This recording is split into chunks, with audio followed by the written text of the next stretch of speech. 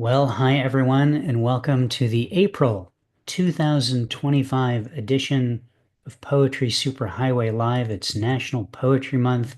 What could be more exciting than that? Probably a bunch of things, but that's pretty exciting, I guess, for us as a group of people who are poets and like poetry. My name is Rick Lupert.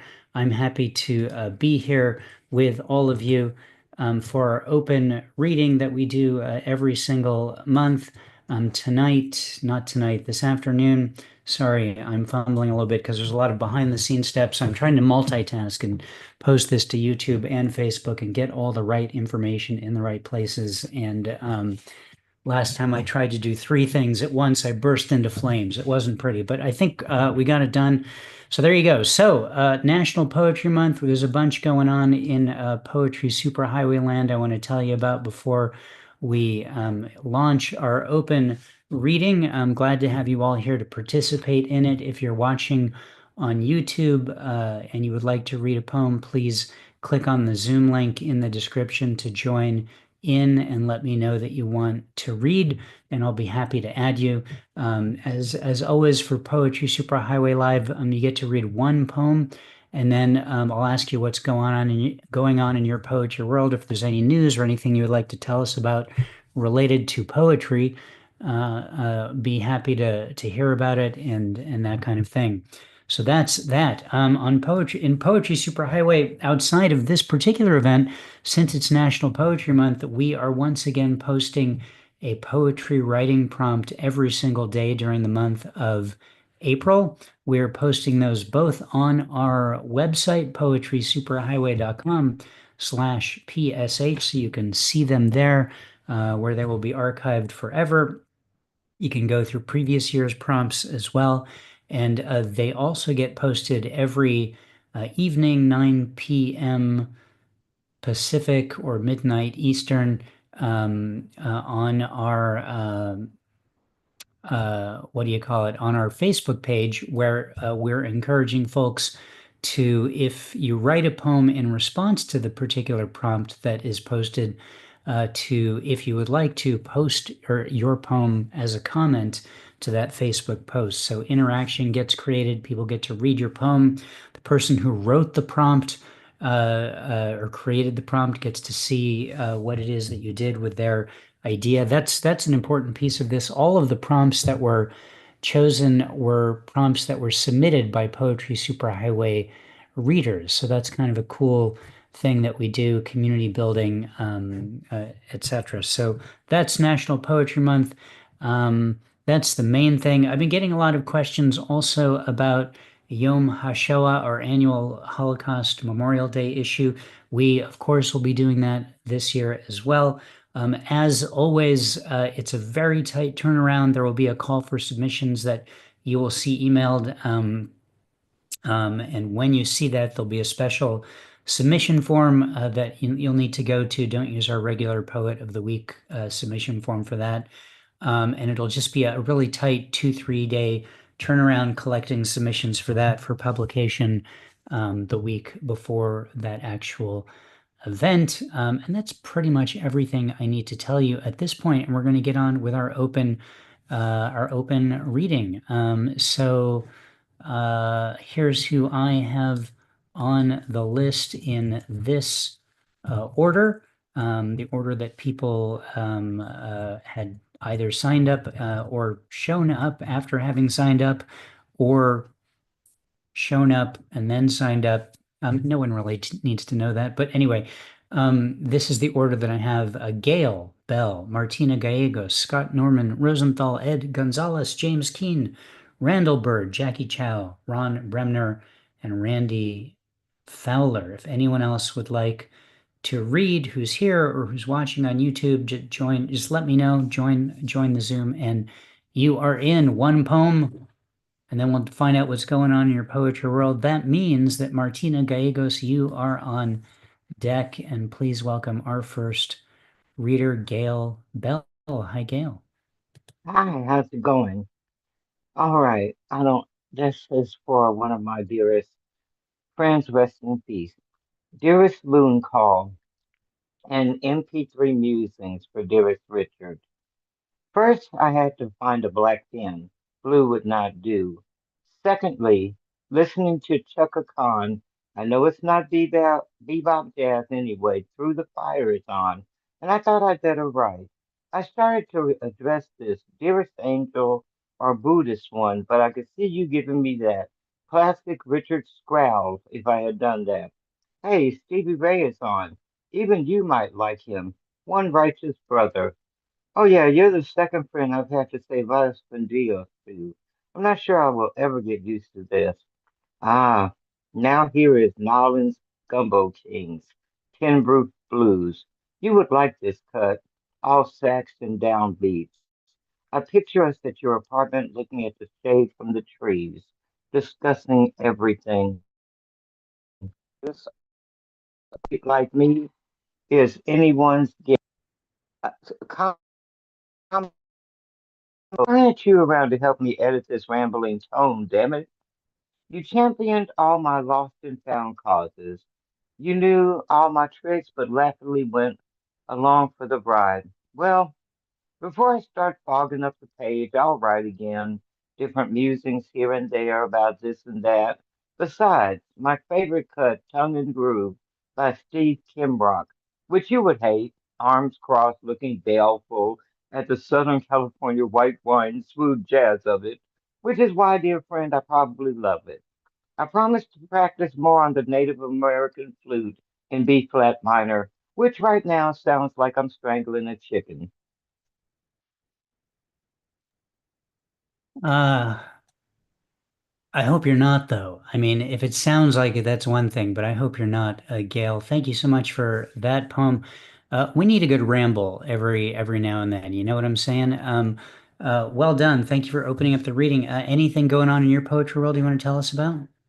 Other than that novel that's taking 10 years to complete, I'm almost finished with this other book called Shake Dancer's Fan. And I'm getting to the last editing process, and I will be releasing it on Amazon. Thanks. That's great. Yeah, I hope you finish that novel at some time within the next 25 years. But if you don't, that's okay. It sounds like you've got some poetry going on, and it's there you go. Gail, thank you so much for being here. Thanks for opening up the reading. Another round of applause for Gail. On deck is Scott Norman Rosenthal. Please welcome now Martina Robles Gallegos. Hello, Martina. Oh, hello, thank you. Okay, so this is called It Feels Like Summer. Spring barely began, but it already feels like summer. I walked again this morning and could feel the sun on the back of my neck. Like other summers before, I was hoping to see lizards doing push-ups on tree trunks, but I saw neither lizards nor heard any mockingbirds. Mother Nature really is confused and is messing up the seasons. I did, however, hear other songbirds that accompanied me on my walk.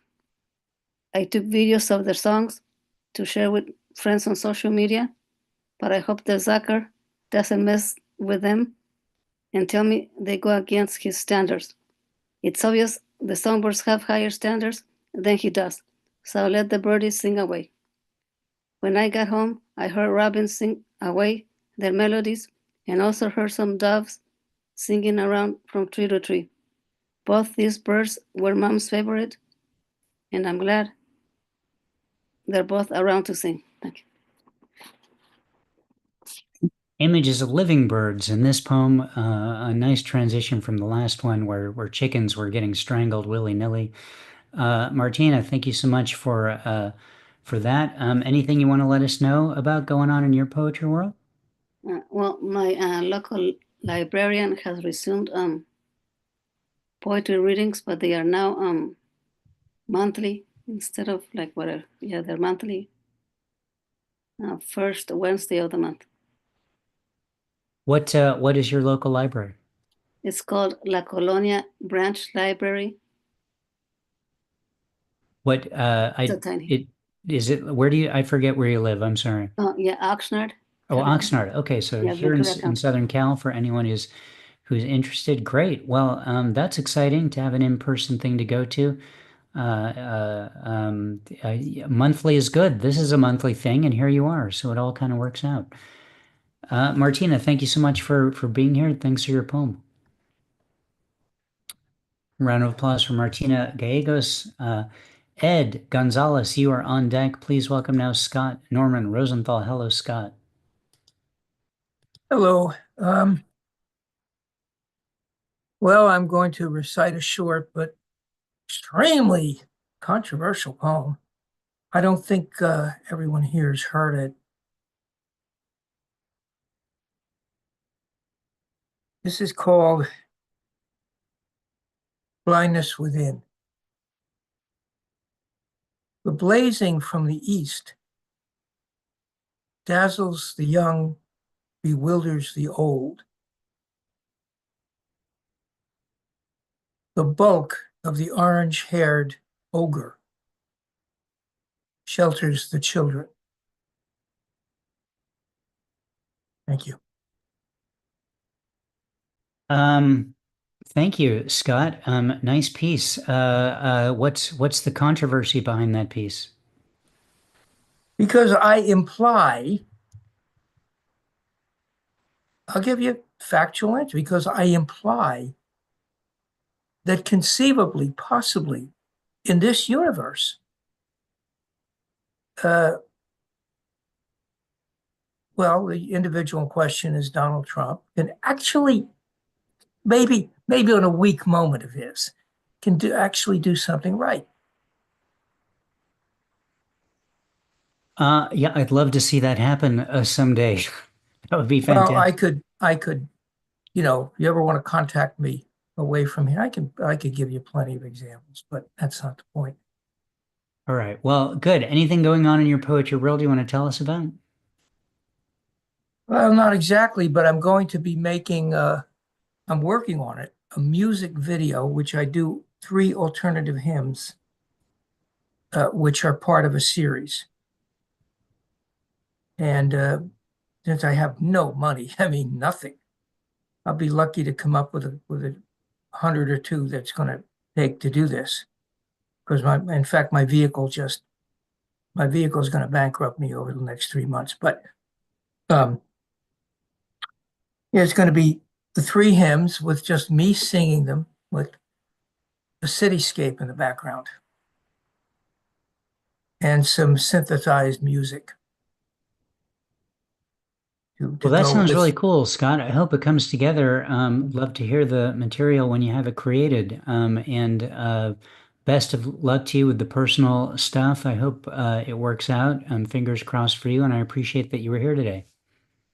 Poverty brings its own marginalization with it. Believe me. Sure. Thank you. All right. Well, good luck. Thank you so much. Round of applause for Scott Norman Rosenthal. Thank you, Scott. On deck, James Keane. Please welcome now Ed Gonzales. Hi, Ed. Hello. Thank you very much. I'm content and calmed now, and thank you for Gayle's comments and for the discussion about baseball to calm me. I was enjoying my food, and then I saw Cultivating Voices on Facebook, and I saw people reading, and I went to full panic mode, running with my papers down the hall, thinking that I was missing Poetry Superhighway. And I got online, it was Cultivating Voices, and I was like, oh God, thank you very much. Anyway, that's the beginning of my that's my rant for the day. I'm glad to be here. Thanks to PSH and Rick, and I'm gonna go ahead and begin reading.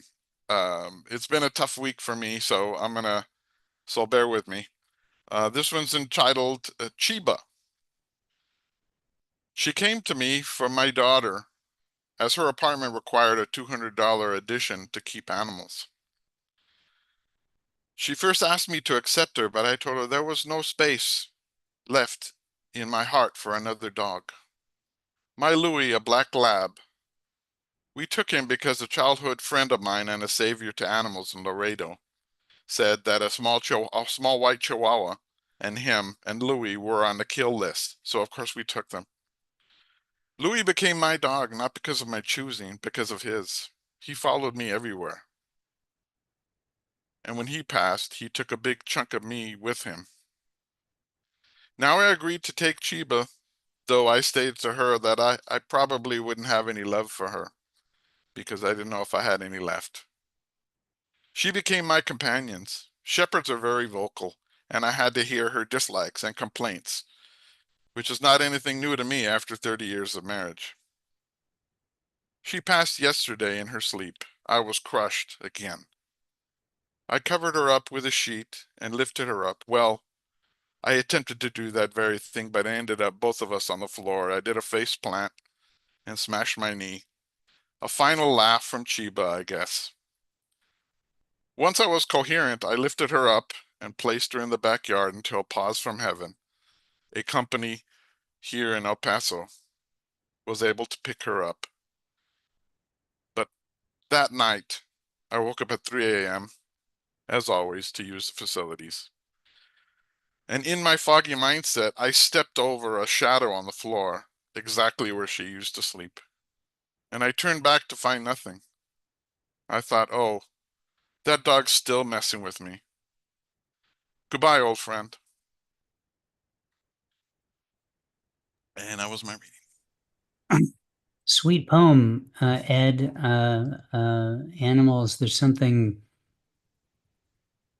really tangible about the automatic feelings we have for them that is mutual, and that's lovely when they're with us, and tragic when they go. I thank you so much for sharing that. Anything going on in your poetry world you want to tell us about? Well, I'm still working on my book, organizing. I have some people helping me. Other than that, barbed wire open mic reading is El Paso. They're based in El Paso, and I just prompted me to do a live open mic here in El Paso too, also with barbed wire, which is something that's been great for me. It's hard getting around. But other than that, the Poetry Superhighway is pretty much my monthly gift to myself, something I get to do. So thank you very much, and I'm gonna look forward to listening to everyone's writing. Thank you, Rick. Sorry, I muted myself. What an honor that we are your destination of choice for these kinds of things. I like the vision of you like panicking and running with your papers to get to us in an emergency, but that's an honor. Ed, thank you so much for being here. All right, round of applause for Ed Gonzales. On deck is Randal Burd. Please welcome now James Keane. Hi, James. Hello. Nice to meet everybody. The poem I'd like to read is called A New Picture. This is a picture of my father as a ball player, which is why I'm wearing my cap. I hope you can see that. He was a high school ball player of note, very note. He's a good fielder and a good hitter. And in this one, he looks very happy. I think he got a base hit, and it was great. And the original version of the poem I wrote in happier times, and I presented to him for Father's Day. It was a description of basically the picture.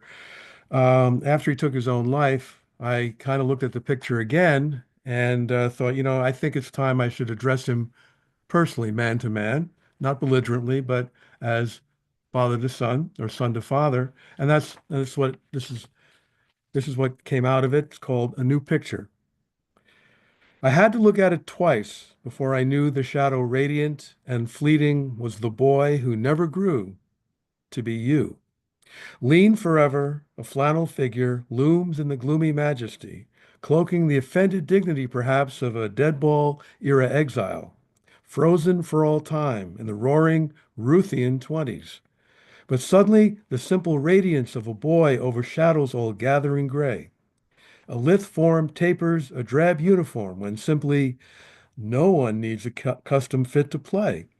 In his own beaming way, he has stung the ball to screaming away any sullen rage the silent men behind him, appraising him, might nurture to threaten the radiance, joyfully at play on this one day.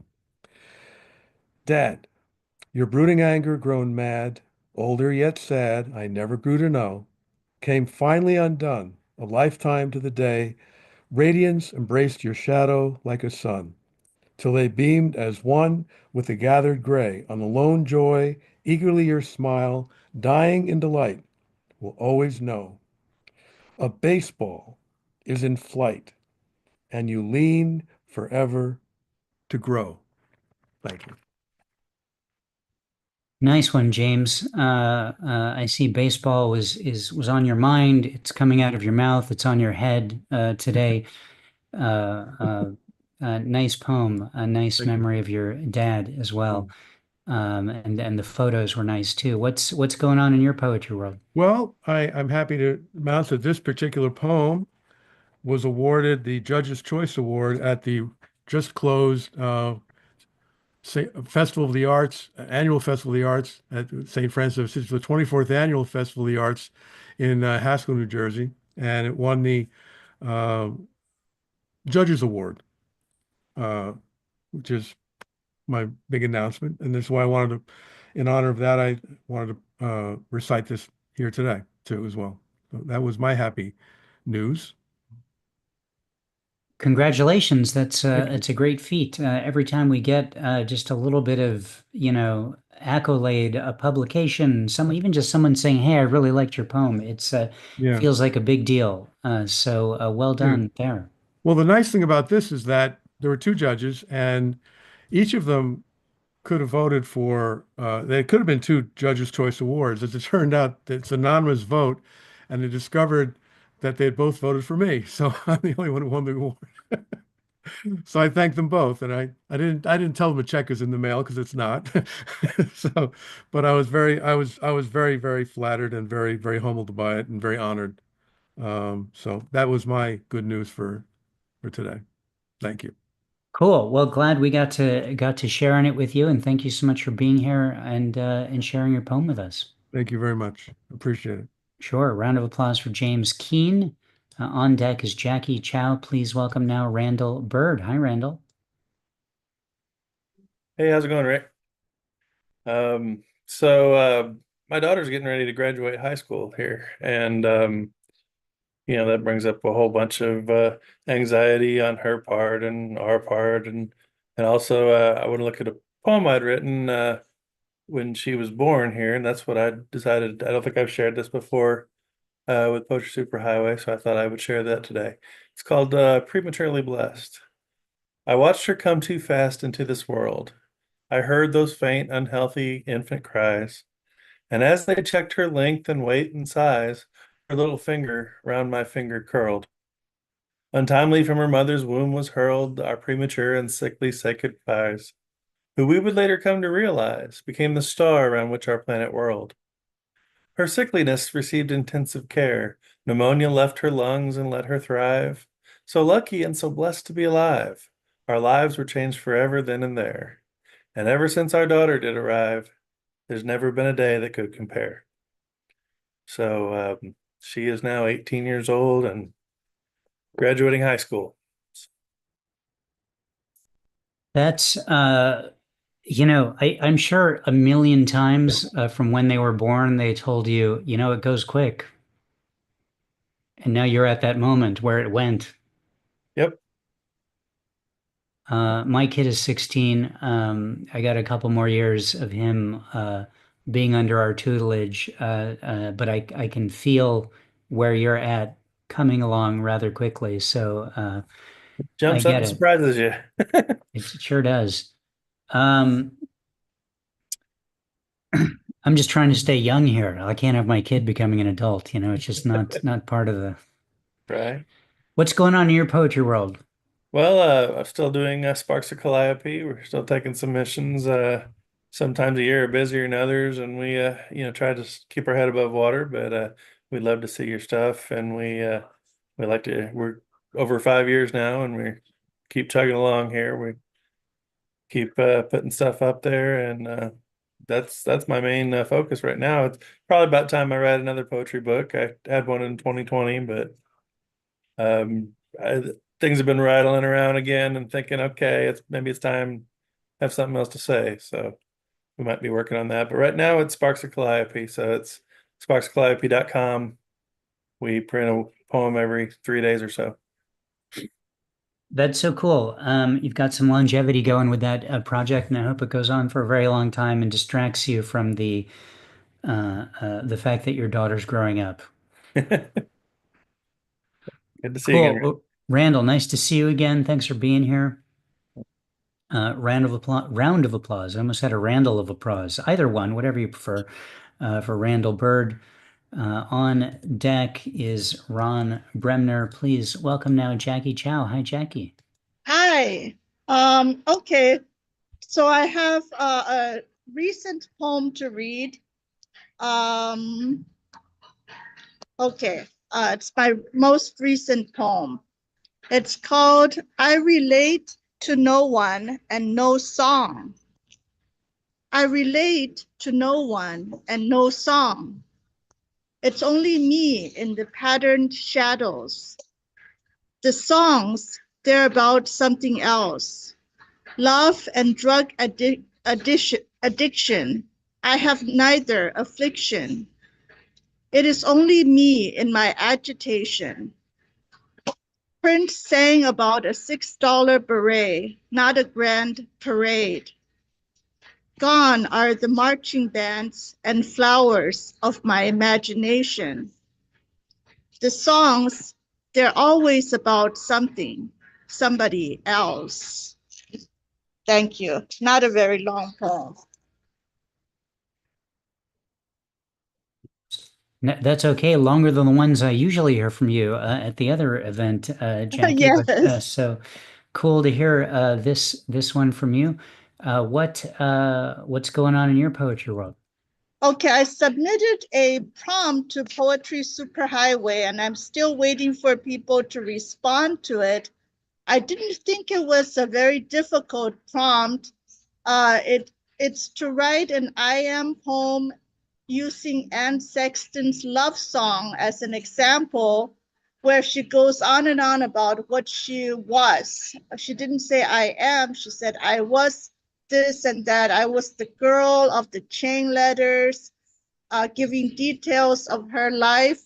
So the prompt is to write a poem, maybe inspired by that poem, but not necessarily in her writing style. So I'm looking forward to more people submitting a poem for that prompt. Cool. Yeah. That was what, yesterday or the day before? Yeah, yesterday.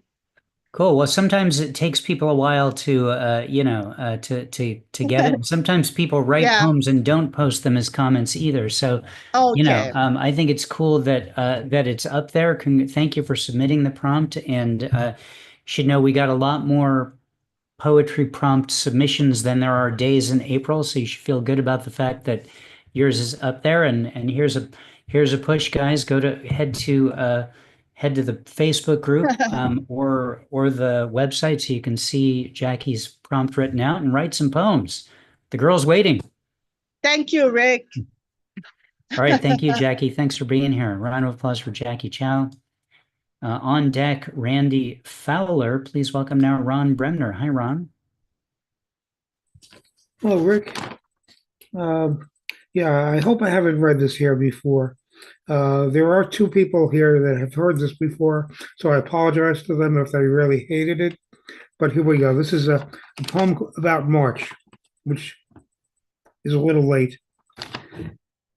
In the good old US of A, we say that March comes in like a lion and goes out like a lamb. But that's not true everywhere else on this planet. For example, in Canada, March comes in like a moose and goes out like a grizzly bear. In Mexico, March comes in like an ocelot and goes out like an armadillo. In the UK, March comes in like a weasel and goes out like a shrew. Ireland is an interesting case. For most years, March comes in like a leprechaun and goes out like St. Patrick. But in leap years, March comes in like a young banshee and goes out like an older banshee. In Italy, March comes in like a Lamborghini and goes out like a Maserati. In Kenya, March comes in like a white rhino and goes out like a blue rhino. In Norway, March comes in like a fjord and goes out like St. Nicholas shouting ho ho ho. In Brazil, March comes in like a samba and goes out like a girl from Ipanema. In Cuba, March comes in like Fidel's beard and goes out like a case of contraband cigars. In Greece, March comes in like the Trojan horse and goes out like a cup of hemlock drunk by Socrates. In Australia, March comes in like a didgeridoo and goes out like a billabong. And finally, in Antarctica, March both comes in and goes out like two left-handed polar bears. So thank you and have a pleasant day. Ron, thank you. I swear, I think there was an old original cast Saturday Night Live bit on the news, which was very similar, where they were listing things like it. Am I wrong? Is that are you riffing on that? Yes, that was done by John Belushi, but all of these are different than the ones he had. Oh, I'm I sure. Yeah, promise. no, I wasn't saying you were just doing what he did. I'm just remembering. I had just hadn't thought about that in a long time, but it sounded familiar. I think it's very cool to respond to something someone did and do and extend it or do your own thing or even if you weren't thinking of that. But that I really enjoyed that, especially the moose line. I was in Canada last summer. My next book, which is going to come out next month, is called High Moose Alert. So all I'm thinking about now is moose. Ron, anything going on in your poetry world you want to tell us about? Not much. I did get Senryu into Sense and Sensibility, which is an online haiku Senryu journal. I've been submitting my 13 unpublished manuscripts all over the place. And yeah, that's about it. For one of the few times in my life, an editor actually invited me to send something, and I did. She heard me read something on a reading, and she sent me an email and said, "Please send me something." It's a French journal called Embarquement Poétique, and so I'm going to be translated into French. That's amazing. Well done. Congratulations. Another great thing to have happen, a great feather in your cap. Makes you feel really good about what you're doing. So congrats. Thanks so much for being here and thanks for your poem. Welcome. All right, round of applause for Ron. Bremner on deck, Marieta Maglas from France. And please welcome now Randy Fowler. Hi, Randy. Hi, do you mind if I share? No, let me just turn on the screen. You mean screen share? Yeah. Yeah, hold on a sec. Let me turn on the screen sharing.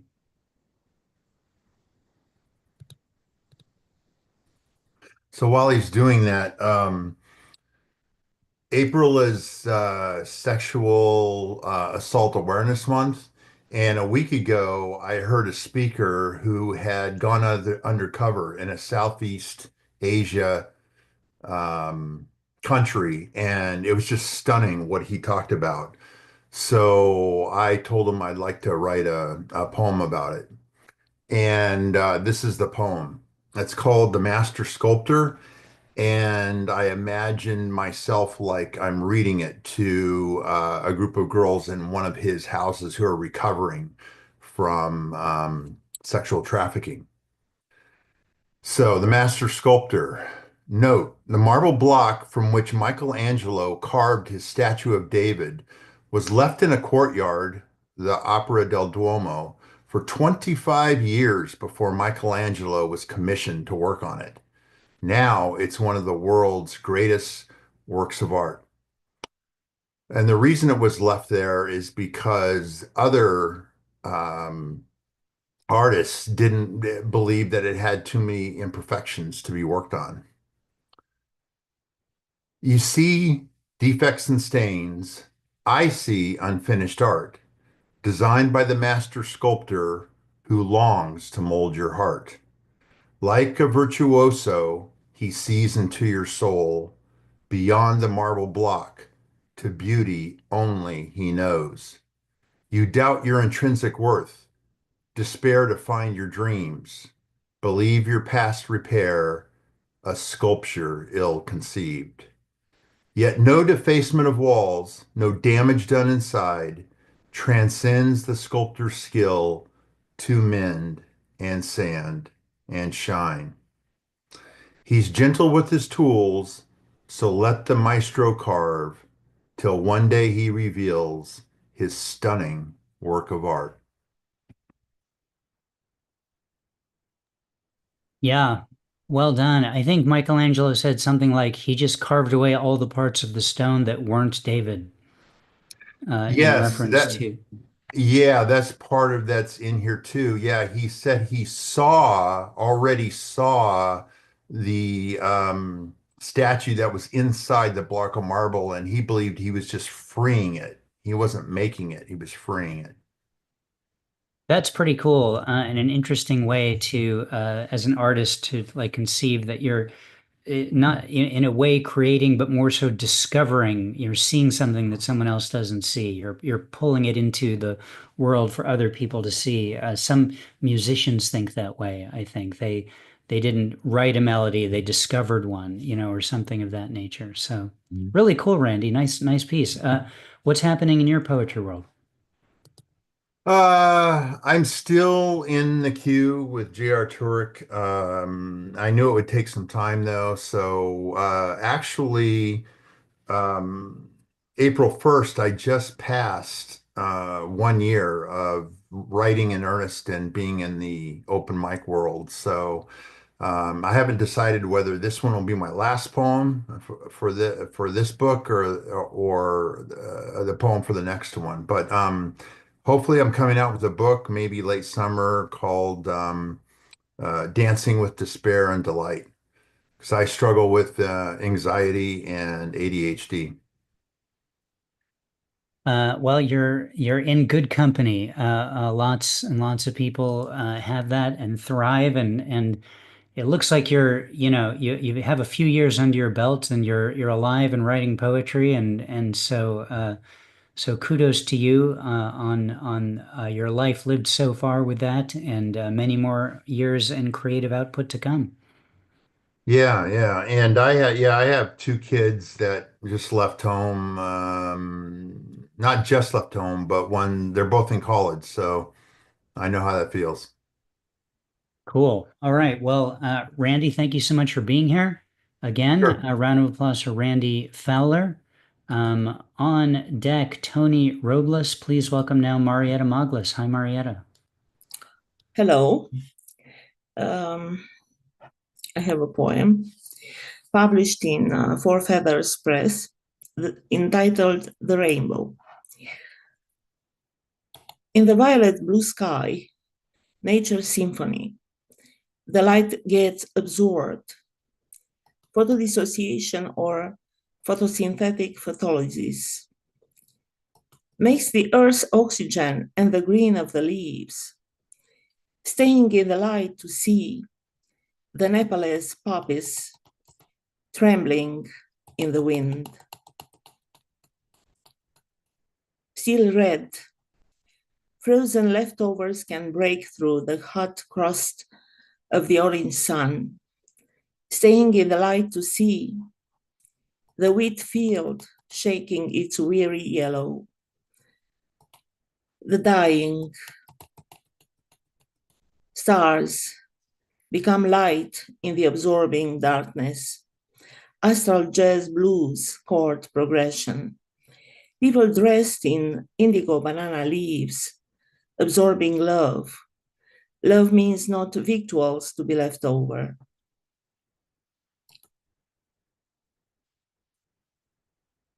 This is my poem. Marieta, thank you so much for sharing that with us. Nice piece. What's happening with you in poetry these days? My poem Rondeau Redoublee for Richard Barton is included in the Centenary Poems anthology. And my poems Memories and Echoing Shells are published in Spark of Calliope. As previously mentioned here in Poetry Superhighway Live. Very cool. Glad you have that connection. Congrats on those two recent publication credits, and appreciate you being here. Thank you. Round of applause for Marieta Maglas, coming to us from Paris, just outside of Paris, one of my favorite places in the world, if not my favorite place. Glad you're here today, Marieta. On deck, Lorraine Caputo. Please welcome now Tony Robles. Hello, Tony. Hey, it's good to be here. How's everybody doing? All right, I'm going to share a poem with you guys. It's called "How Many Licks Does It Take to Screw in a Light Bulb?" As a kid, I remember a commercial that came on TV Saturday mornings when I kept the TV company with something my teacher called my undivided attention. Before becoming acquainted with ADD, I was familiar with ABC, whose cartoons dragged across the film of my eyes, leaving a trail of sugar, food dyes, and additives I couldn't pronounce, and still can't. The commercial came on, a little boy asking how many licks it took to get to the center of a lollipop. The kid asked a cow, a fox, a turtle whose teeth had fallen out, and finally an owl. The kid got his answer, and at that moment, we had the whole world licked. I think of this decades later, where I find myself on a ladder, changing fluorescent light bulbs, my arms reaching upwards towards the ceiling. How many jobs, how many ticks of the clock does it take to get to the center of oneself? I don't like fluorescent lights, the artificial glow of it as it clashes with flesh. The light drowns me when I hit the switch. I realize that it is the first time in my life I have changed light bulbs such as these, long tubes the color of milk. I thought about those jobs in the past where I stood, sat, walked in the dark. And now I stand, my skin under a glare of possibilities, soaked with the words, "Let there be." And that's it. That's a fantastic piece, Tony. Thank you so much for bringing it to us. Really enjoyed that quite a bit. Thank you. What's happening with you in poetry these days? Well, I live in Hendersonville, North Carolina. You know, we are still reeling from Hurricane Helene. We recently had wildfires that burned more than 6,000 acres. So, you know, we got some heavy rain lately, which has provided some relief. There's a literary festival that's happening next weekend. I'm going to be a co-host of the poetry section. It's a place called Hickory, North Carolina, which is about 2 hours away from where I live. So there's it's going to be a lit fest. I'm also co-host of a radio program. It's called Listen and Be Heard Radio. Listen and Be Heard. We broadcast out of WPVM in Asheville. Our focus is on writers. It's all actually called Listen and Be Heard Radio for Readers and Writers. And our focus is on, you know, authors, poets, writers. So do check us out, listenandbeheard.net. If you'd like to maybe submit some poems, you know, there's a place where you can do that as well. So it's listenandbeheard.net. So cool. Out of Asheville. So Henderson or where Yeah, you I'm in Hendersonville. Our radio program originates out of Asheville, and we're part of the Pacifica Radio Network. So you can pick us up in San Antonio. There's a station in Iowa, and there's a couple other places as well. That's so great. Well, Tony, keep up the good work. I hope things continue to get better in the aftermath of Helena. My dad's got a place in Asheville, and I know that it and was there at the time, and it was a pretty big deal. but it seems like very little by little it's getting better. So I hope it keeps doing that. There's a poetry scene in Asheville as well. They have open mics and readings. So you know, the River Arts District got pretty devastated, you know, from the floods, but they've been rebounding. So Cool. Well, I'm glad that I remember walking around that area, unique part of town. Did you ever been to Whole Donuts by any chance? yes, yes, I mean, that's reason enough to go to Asheville, as far as I'm yes. concerned. Good donuts. Good Yeah. donuts. Cool. All right. Well, I'm gonna have to get back there and get me some of those. Really nice to hear you today, Tony. Thanks so much for being here. So, Round of applause for Tony Robles. Yeah, I wrote a whole book of poems there. It was called The Low Country Schwitz. It was my previous book, and it's about a third of it was written in Asheville. Latter part of that trip, there's a whole thing about donuts in there. Check it out if you want. All right, moving on. This is who I have left on the list: Lorraine, Caputo, Dwayne L. Herman, Amanda Harris, and I'm going to close out with a poem after that. So, Dwayne, you are on deck. Please welcome now. Lorena has, oh, there she is. Lorraine Caputo. Hello, Lorraine. Hello. Let's see. This one is called A Weekend Escape. This Saturday afternoon, I arrive at highest tide. An even roll, an even roar washes upon the glittering strand and foams around stilts of houses abandoned for the season. Up on those porches, families unpack their picnics. In the foaming surf, gulls gather around, fishermen picking yet live fish from their wet nets. In that foaming tide, red crabs scurry to holes dug into the cool depths of the sand.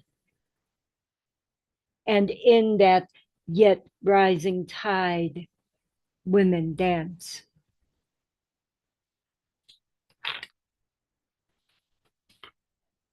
Nice piece, Lorraine. Thank you so much for sharing that with us. Where are you reading those from? That poem is about a place called Colan, which is on the northern coast of Peru.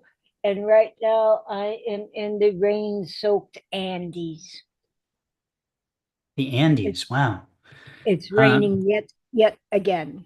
And so my internet connection's kind of sticky. Well, it's no issues hearing you. At least I know. I guess you have your camera off, which that helps with the bandwidth. But I'm glad to hear your poem, and thank you for helping to make this multi-continental reading today as well. I think you're our third continent we're hearing from in this reading. What's happening with you in poetry these days? Well, in the last month or so, I've had publications in the US, Australia, Malta, Mauritius, the UK, Turkey, and some other places. And hopefully next month, I'll have a new chapbook coming out called Orinoco Plains, which is poetry from the Llanos region of Venezuela. Great. Well, that's quite a lot going on. Congrats on all of that. Thank you. Let us know when it comes out, and come back and read for us again. Oh, hello, Richard. I guess you're responding to a comment in the chat there. Very good, Lorraine. Thank you so much for being here. Round of applause for Lorraine Caputo. On deck is Amanda Harris. Please welcome now Dwayne L. Herman. Hello, Dwayne. Thank you. This one is called In Just One Moment. Exploding inside me, emotions, feelings I didn't know existed overwhelmed me as I held new tiny human creature I'd never seen before, and she calmed, hearing my voice, all she needed in that moment when her life turned upside down. But one point remained and was enough. I was lost in love, and my little life never the same again. I was now father. And you know what you did to deserve that, my friend. Dwayne, Yes, I did. Shame on me. how dare you? Your mother is. I'm not even going to get into it. How is life in Kansas with poetry? Well, we had a National Poetry Month event, which I just got back from. It was 3 hours long. It was a little bit nippy, but not bad. And we had some former poet laureate of the state of Kansas read, and I read. And that poem that I read now and another one were published in Sparks of Calliope last Sunday. And Friday, I had one published in I forgot the name, but I posted it on your website, on the Facebook page, called Ban the Book is called. And not quite poetic, but I had a short story published Monday on the Literary Yard, and this is the proof copy of my next little micro chapbook from Poetry or Origami Poems Project. And they publish these little one page. You print it off one page on their website. You can print them for free, and they have instructions on how to fold and cut, because this is just one piece of paper, and it'll hold 5 or 6 little poems. And I took the picture. That's a buffalo from a neighbor. So I'm kind of excited. But this is a proof copy. It's not available yet, but I went ahead and printed one because I wanted to see it and see my name again. So those are some things going on. Oh, Spillwords. Spillwords is the one that was Friday, the Friday poem. Ban the Books.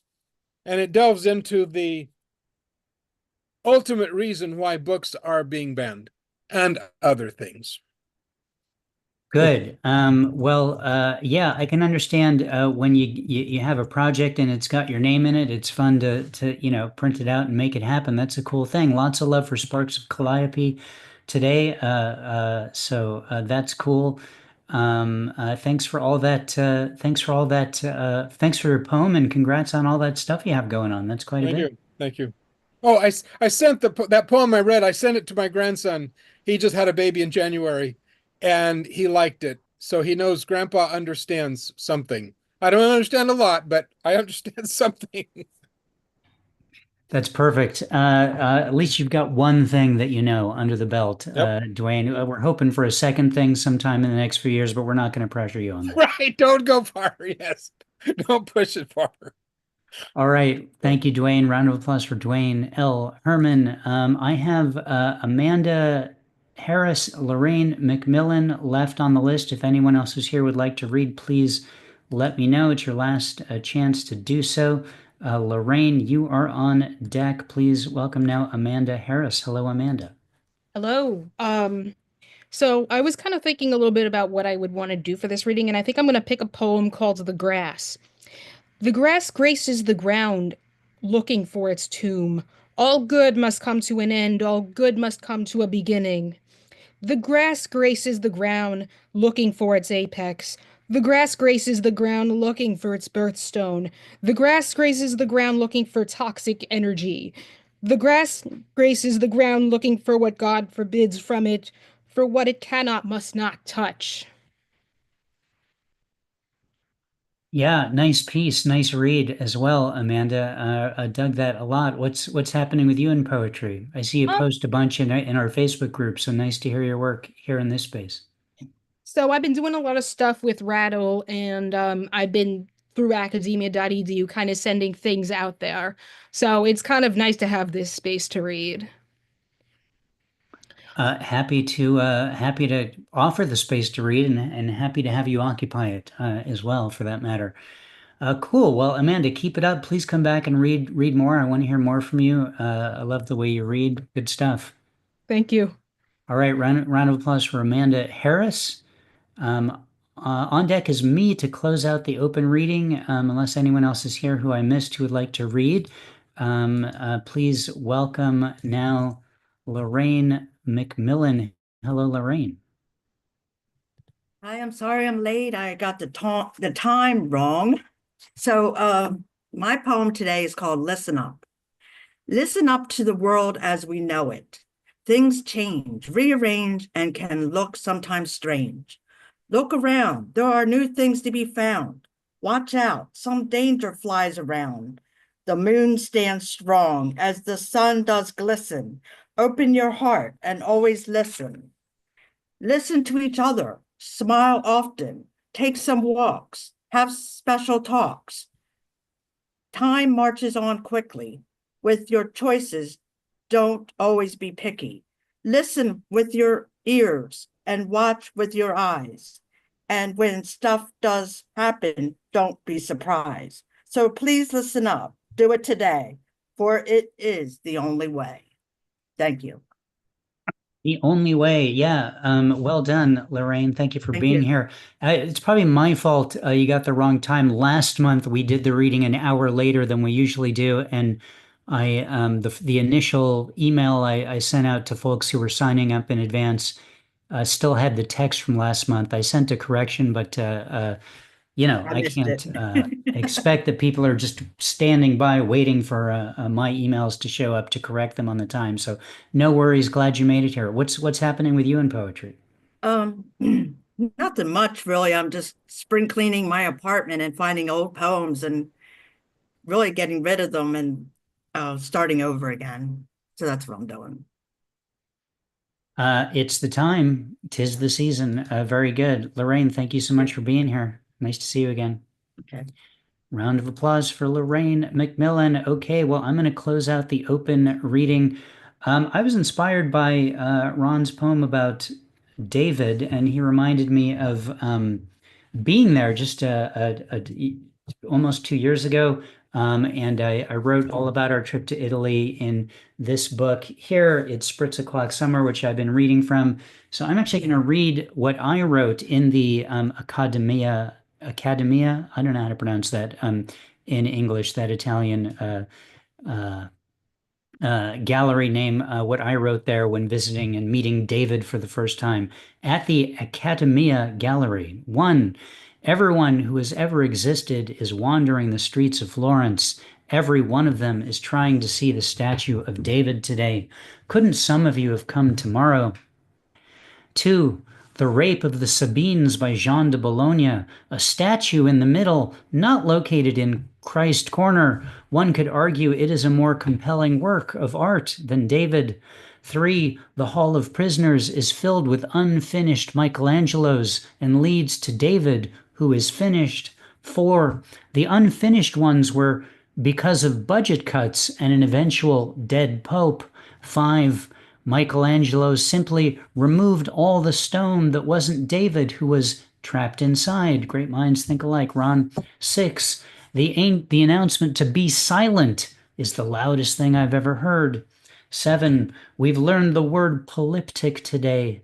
8. In the Hall of Busts, I think we could make our fortune selling busts. I could sneak them out and tell them, no, these are my heads. 9. Mr. Holy-Faced Man and his lifelong companion, Mrs. Holy-Face. Just down the way are their holy-faced children.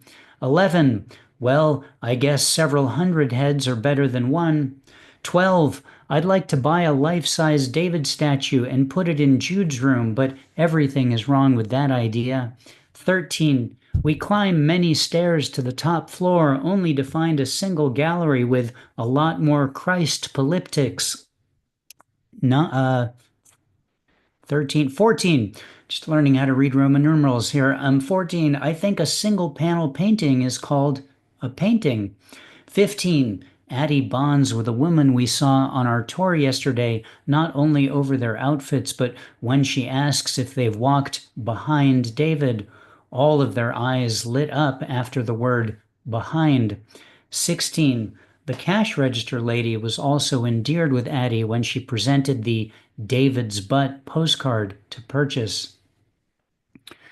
There you go. My one or two liners written in the famous gallery there in Florence, Italy. I recommend going there. It's awesome. So thank you so much for listening to that. I want to thank everyone for being here today. Fantastic open reading. I want to thank Gayle and Martina and Scott and Ed, James, Randall, Jackie, Ron, Randy. We have a Randall and a Randy. We had two Lorraines. Thanks to both Lorraines, Tony, Dwayne, Amanda, for being here and reading. Thanks for the folks who just came to listen. Thank you to anyone who's watching after the fact on YouTube or Facebook or on our website. Great to have you here. Our next open reading will be Sunday, May 4th, again at 2 p.m. Pacific, 5 p.m. Eastern, and probably other weird times in places like Kansas. I don't know what those are, though. You're going to have to figure those out on your own.